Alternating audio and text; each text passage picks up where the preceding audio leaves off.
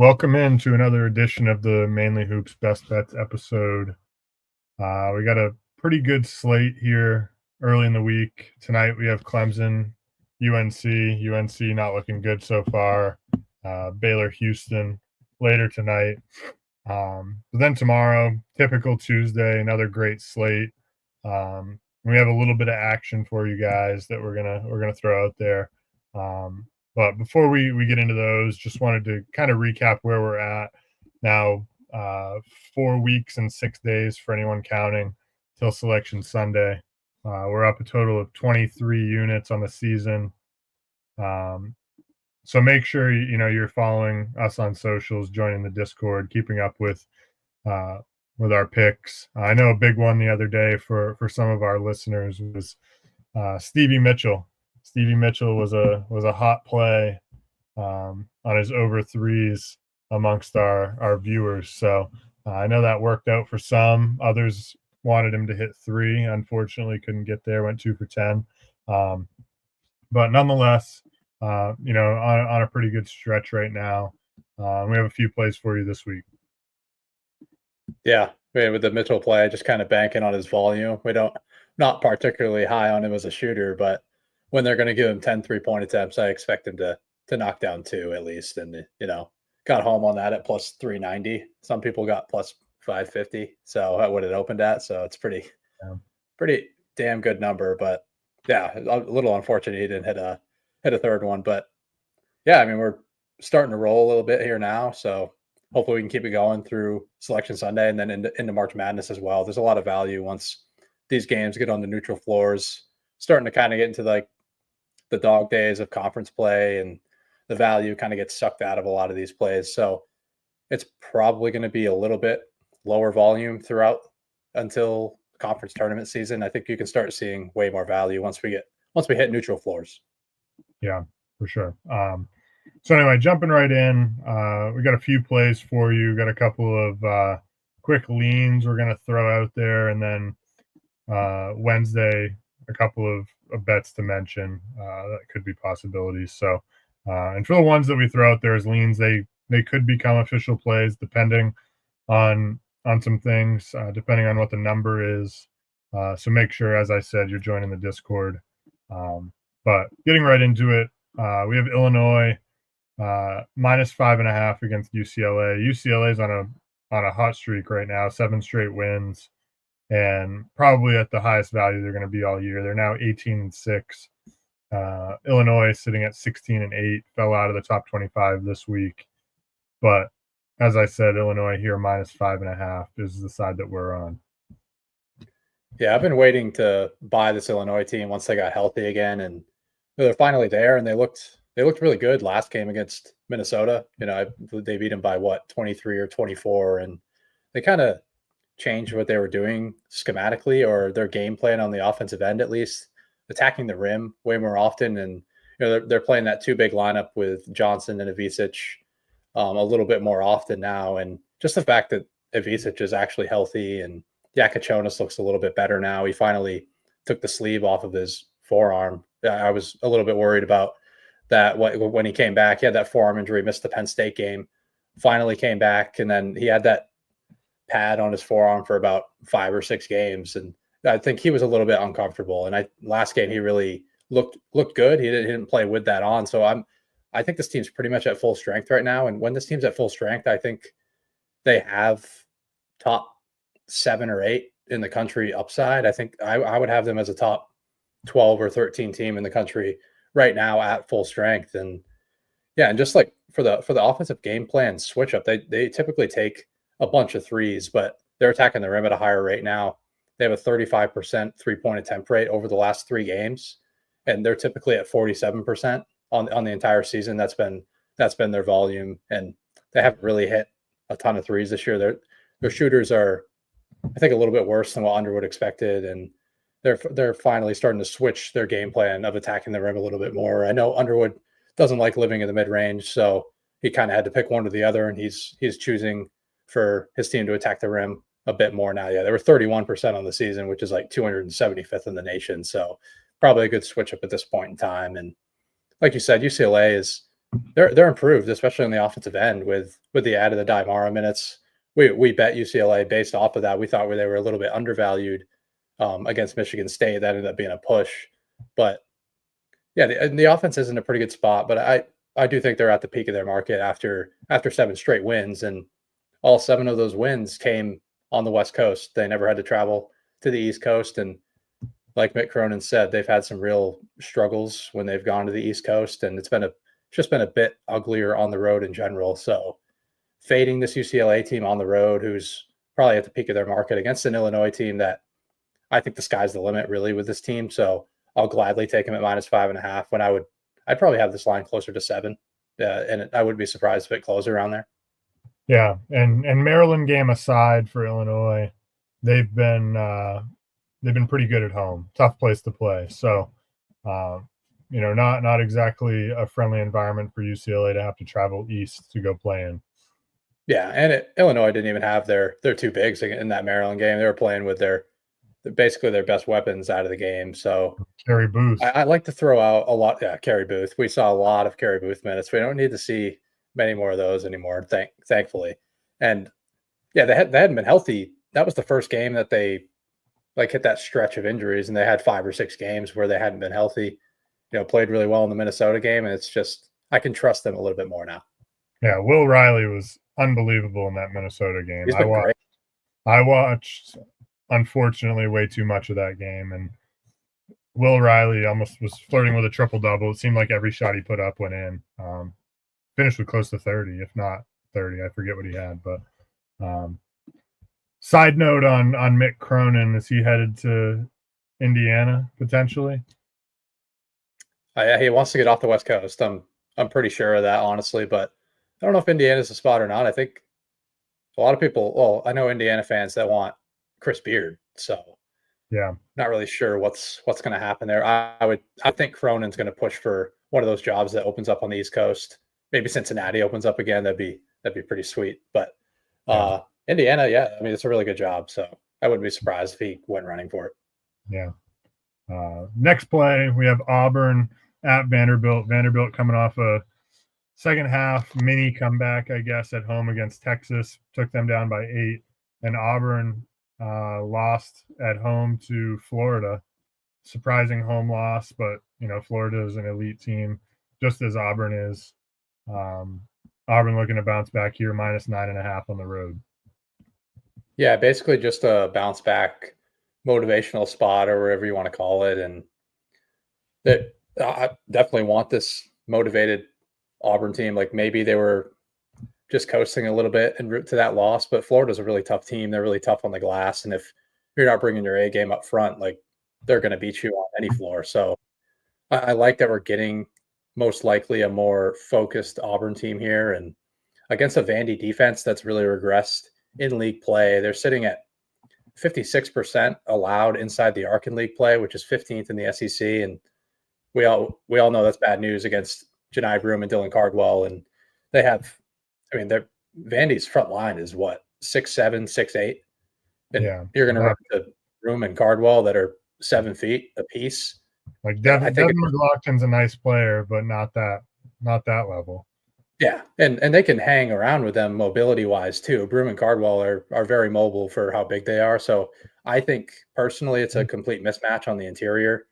Like Vandy might be able to create some offensive rebounding ability here, but just because of Auburn's kind of hectic nature on the defensive end, they try to fly in for block shots, and that leaves guys not boxed out. And that's kind of the only reason why they don't defensive rebound well. But I just think the sheer size that Auburn has is gonna give Vandy some real issues. And Vandy on the defensive side, they have created all of their defensive value by turning you over. Auburn's elite at taking care of the ball. They're 6th nationally in turnover rate on the offensive end. So I think it could lead to some very easy baskets for Auburn, as they can score on anybody in the country. And when you give them that much of an advantage, I think it creates some blowout potential even when they are playing on the road here. I don't typically love laying these big numbers, especially in power conference league play, but this year road teams have had more success than they've had in the last few years. Just with all these spots these home spots kind of getting priced out. So I think the road teams are starting to gain a little bit more value. But this is just a motivational spot for me with Auburn, and this motivated talent always wins when they're focused. Yeah, no, I definitely like Auburn there. Great spot for them to bounce back despite it being on the road with a weird place to play with the benches on the end line, but um, I don't think it'll really matter. Uh, and the final play for tomorrow, San Diego State -5.5 at San Jose State.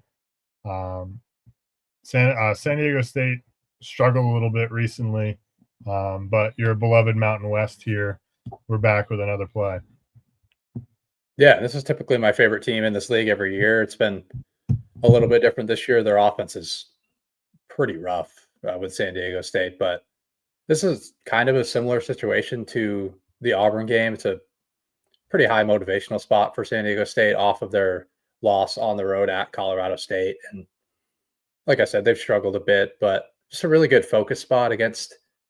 And I know they're going to be focused here in this spot because San Jose State was up double digits at Viejas, but San Diego State was able to go on a huge run late to squeak that game out by 3. But I think they were super lucky in that game at San Jose State. I'm saying they shot 15 of 31 from 3, and they were just 6 of 20 inside the arc. So those splits are those are some of the crazier splits I've seen all year long. I mean, that's what, a 20% difference from 3-point land to inside the arc. And San Diego State, they'll give up a decent amount of 3-point attempts, but they're perennially one of the best 3-point defenses in the entire country. Their length on the perimeter and their athleticism is able to contest shots at a super high level. And it's been the same case this year. That game was a fluke in my eyes. And I like kind of getting the discounted number. And I don't love San Diego State laying double digits, but I'm more comfortable laying 5.5 to 5. And San Jose State, they're due for a 3-point regression regardless. And we kind of saw a little bit of it at Boise State this weekend. They shot 2 for 18 from 3 in that game, and they lost by 27. So it kind of does show how 3-point reliant they are. So I do trust the Aztecs to, put a little more emphasis on guarding outside the arc, because San Jose State is pretty poor when it comes to scoring inside the arc. And the Aztecs on the offensive end, they shot 20 of 34 inside the arc. So I expect a ton of regression, and that was such a fluky game. So I do expect them to get the job done when they're focused. Yeah, no, I agree. I mean, San Diego State, as we've said, they have struggled, but as we've said, this is a team that is just so well coached, and not in a San Jose State team that's not very good. So this should be a kind of a get right spot. And I wouldn't be surprised at all to see them cover, even if it is on the road. Got a couple other leans tomorrow. Texas +5. I know both of us kind of picked this one out as a potential actual play. It's just hard to do. I know Alabama is much better than Texas, but we also talked about how Trey Johnson could just be that dude tomorrow. Yeah, and he's got a really good setup to kind of be that guy. He loves the mid range, and Alabama will give you mid range shots all day long with their drop coverage. They give up like 42% their field goal percentage inside the arc allowed. And if you give Trey Johnson any sort of clean looks, I think it's going to be a long night for the Crimson Tide defense. And Alabama might actually have to switch up their coverages. And personally, I haven't seen them switch their pick and roll coverage all year long, unless they're playing like super small and they switch everything. I just have a tough time seeing them playing drop coverage for an entire game against a talented shot maker like Johnson. And that's a huge part of the handicap. Him and Jordan Pope in pick and roll, I think they absolutely love operating in the mid-range area. They love scoring off the dribble. And I honestly think we're getting a pretty good number here. Alabama's got to be at the peak of their market with the run they've been on. And Texas at +5, we're kind of implying that they're on the same level as Georgia. Like they were saying, like Texas would be getting 12 or 13 at Alabama. That's the same number Georgia was getting. Now, I would say Texas is a better basketball team than Georgia at this point in time. So I do think we're getting a pretty good discount here. This might end up being an official play.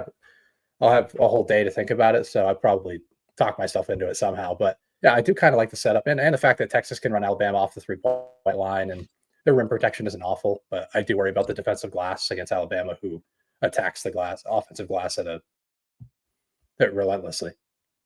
Yeah. Next game, it's a lean. USC minus 4.5 against Penn State. Penn State is just they are reeling hard. They've been getting dump trucked by teams. They're now 3-10 in conference after, beginning of the conference play, they beat Purdue at home, and we were like, geez, this team could be legit. They could be messing around with like a tournament bid. And now here we are, 3-10. They've lost 5 in a row, just playing some really ugly basketball. And now they got to go out west, right, and play USC. So it's going to be an interesting one, but tough spot for them. Yeah, they've just been reeling. And I remember seeing numbers on them to make the tournament early in the season. I believe they were like minus 150 at one point to make the tournament. And I wish I had that market available to me to hit the no button, because I was never really in on this Penn State team at all. But now that they're dealing with injuries, especially to their front line, and Yannick Koenig-Niederhauser's, I don't know if he's going to play. He's been in the boot for the last week, and he's really their only form of rim protection. And for a team that strictly relies on turning you over, besides that, they're practically a layup line. And I think if USC can just take care of the ball in any capacity, I would need to see Desmond Claude back in the lineup and looking healthy pregame before I make this play. But if this thing stays at 4.5 and Niederhauser gets ruled out as well, I think I would play this. But USC's inside the arc defense has been pretty poor against a Penn State team that loves to play in transition and score at the rim. So the matchup isn't perfect, but just the fact that Penn State's kind of in a free fall right now and having to play another game on the road kind of leads me to possibly bet the Trojans here. Yeah. And then the last one, the Fighting KD Johnsons, George Mason, plus 1.5 at St. Louis. Yeah, I mean, this George Mason team is kind of unbelievable to watch, especially on the defensive end. They're 6th in Torvik's adjusted defensive rating in the country.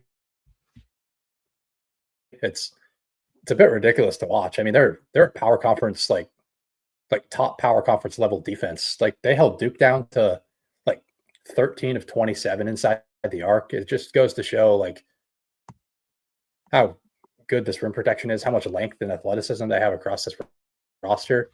And I think it's going to give St. Louis some real problems. And for a team in St. Louis that relies on, their first shot offense, they're 30th nationally in effective field goal percentage. And you're playing against George Mason, who's 6th nationally in effective field goal percentage defense. I think it kind of leads to a pretty bad matchup for St. Louis. They can't really generate much offense in any other ways. They don't get on the glass. They don't take care of the ball. And the fact that Gibson Jimerson might not play in this game, probably, I wouldn't call him their most important offensive player, but he's their best shooter by a mile. He's probably the best shooter in the entire Atlantic 10, and they have no depth either. So I think this leads to George Mason potentially, winning this game by a decent margin if he sits. This might be a play regardless, but if I see Jimerson out, it's 100% a bet for me. And you won't see that till like an hour before the game, and the only place you'd be able to see that is on the Discord. So make sure to join that just so you can see updates. I won't be able to see if he's warming up until 45 minutes to an hour before. Yeah. And then 2 quick mentions for Wednesday: Rutgers minus 4.5 against Iowa, and Georgia Tech at home against Stanford in a projected pick. Yeah, Rutgers, they're playing much better basketball lately, even though they don't really have a ton of wins to show for it. They've covered like their last 5 games, I believe, and they're playing an Iowa team that has one of the worst power conference defenses in all the power conference landscape, and they don't have Owen Freeman anymore, so there's literally no rim protection for a team that was already, I think, outside the top 300 in 2-point defense. And against Dylan Harper and Ace Bailey, being able to score at the rim at such a high level, I think that leads to a potential blowout and a Rutgers team that's getting healthy as well. So I think they're sort of trending upward. I'm not super high on this team, but I certainly think they're the better team in this matchup. Yeah. And then the other one, Georgia Tech, Stanford. Stanford had kind of a rocky homestand, lost to Wake Forest, and then barely pulled it out. NC State had a last-second shot attempt that was actually blocked, and quite honestly, could have been called a foul on the follow through of the block. Reno kind of ran into the shooter, so they were very fortunate there. NC State, little interesting tidbit: they haven't won a road game in over a calendar year, and they have been to the Final Four in that same stretch. So that seems quite literally impossible, but nonetheless, that's where they find themselves.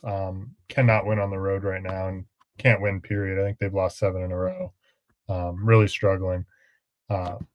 Stanford barely pulled that out at home, so now they're headed east against the Georgia Tech team that's playing a little bit better basketball. Beat Clemson.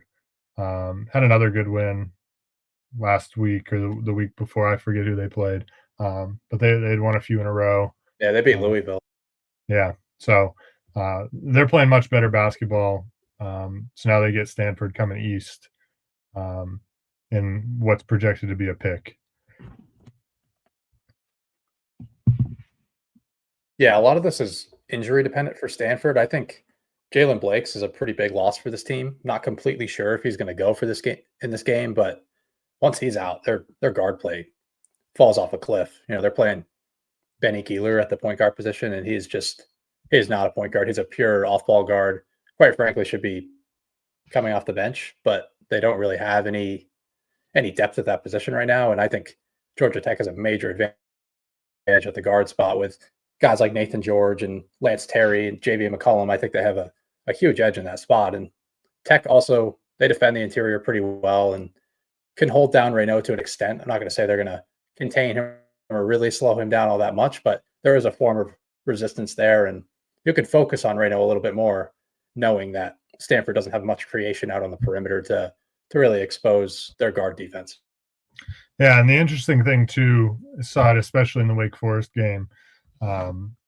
Stanford was using Reno as their point guard more, and so what that meant was less scoring opportunities for him. So I expect kind of much of the same here, and that's kind of where I expect Georgia Tech to be able to expose their offense. So, yeah, I mean the game plan's got to be once he touches the ball post, you post trap him and force somebody else to beat you, and they just don't really have many options right now. And I think using him as a point guard at the top of the key is kind of a misuse a little bit. I mean, it is another way to generate some offense for him, but he's just not a point guard. We talked about it a little bit. He made some bad decisions out of post traps, and I think he got a little bit exposed against Wake Forest. Yeah, and Sellers hasn't been fantastic either, which has been kind of a problem because they need him to score. So, we'll see. Should be a good week of games. We also have Florida at Mississippi State tomorrow, and Tennessee Kentucky rematch. Tennessee actually favored on the road this time, so should be a fun slate of games coming this week before we have another Best Bets episode on Thursday.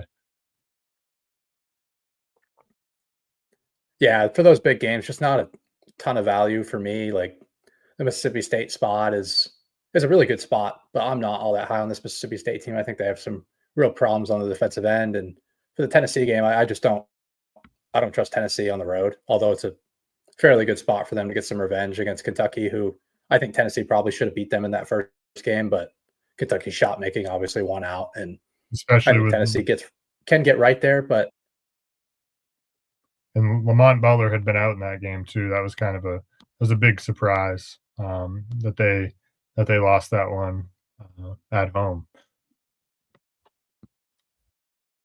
right, yeah, so. The fact that they're healthy, I think could give them an advantage, but overall, I think that Tennessee team, that defense can lock in on the road. Yeah, for sure. So hope you guys enjoy the games. Should be as I said, a fun week of games. We'll have another episode for you coming on Thursday. Um, as I said earlier in the episode, join the Discord. Keep up in that. So if some of these potential leans become plays, you can get in on those if you want.